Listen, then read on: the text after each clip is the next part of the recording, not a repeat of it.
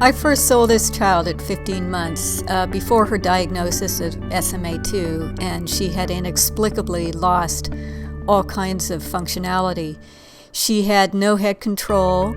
She had no pelvis awareness or control through her entire torso, her spine, her ribs, her pelvis. She had nothing in the legs, no leg or pelvis movement. Her head was sunk into her shoulders in order for her to get any kind of head support. And because she had no body tonus or strength, she only weighed like 8.5, 9 pounds, hardly enough to hold up that heavy head. And that's what I started working with. In the first visit, I wanted to start with something that this child could already do, which is use her arms. She did complain about reaching further, so this is what we're working on right now, is helping her to discover how to use her ribs, her body to reach better so that she is less uncomfortable. Here I also started addressing her legs and her pelvis. So putting her in this position, I'm working on helping her learn how to move her pelvis and bend her ribs in such a way that she starts to feel how these elements of her body work for her in movement. And so this piece of the action here is just getting her to start to feel how to move through her pelvis and her ribs. And you can see here she's starting to really be able to move those ribs. And we're looking at her noticing and perhaps feeling how to make a crawl step with her legs. So you see how the leg is going back and forth to potentially be able to move the leg as if she wanted to crawl. And again, we're watching here how she is establishing more confidence and more options in how to move the pelvis once it's up in a little bit of space.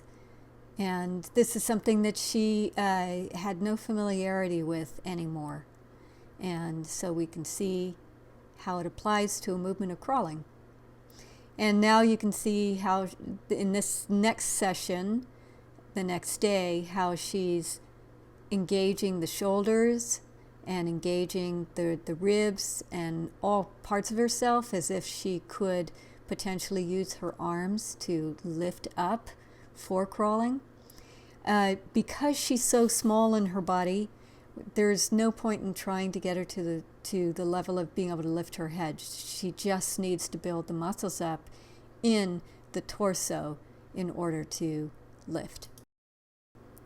Now that she has some notion of her ribs and her spine, we brought her up to sitting to give her a sense of how to control the head using her spine and her rib cage rather than letting it just rest atop her shoulders.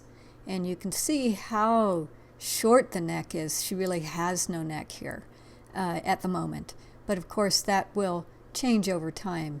And this is day 2 that we're making a lot of progress, and boom, there she went a little too far. And here again, we're teaching her what it is to roll over and reach so that she gets a sense of roundness and doesn't just do everything from her back. You notice that she was reaching with her right arm and now she's reaching with the left arm. That's what we want. We want her to reach with the arm that rolls her over. And again, we're going to work with lifting of the head and her feeling how to hold the head in place on top of the spine to build muscle. And here we're using a few tools, but we can see she's starting to be able to move the head. She's just beginning to be able to control the head on top of her body.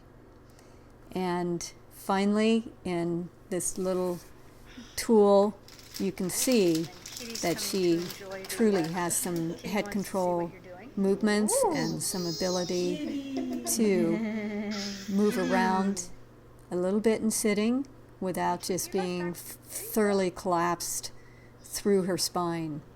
She still struggles a little bit going to the side, but she controlled it really well. And now you're going to watch her take a piece of food and watch how beautifully she's able to come forward and take. See how she did that? And here she is sitting, and you can see how tall and straight she is through the spine now. She can look down quite comfortably now, which is new for her. And she's able to coordinate, play with toys, do stuff. She noticed she leaned forward a little bit there and came back. Just going forward in front is still a little tough for her. And there she is rocking herself.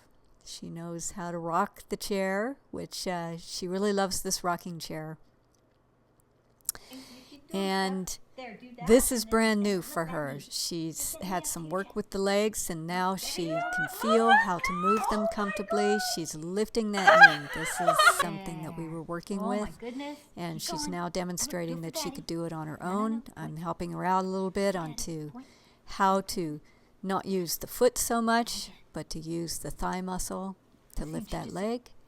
And now you can see here how she's really moving the legs around, discovering a little bit about what they're for, and it's pretty exciting for her. She's starting to coordinate leg movements, not quite getting the strength through the legs yet, but that's what we're working on, how to push through the legs to potentially get her to the point where she can fully control that head in any position and to move into any action or activity.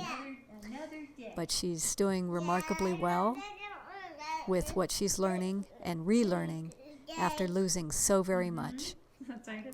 And here you can see in sitting that she can sit in different positions with her legs. She really has much better pelvic control. And there she is, moving those legs around, moving that pelvis around, really starting to put the picture together.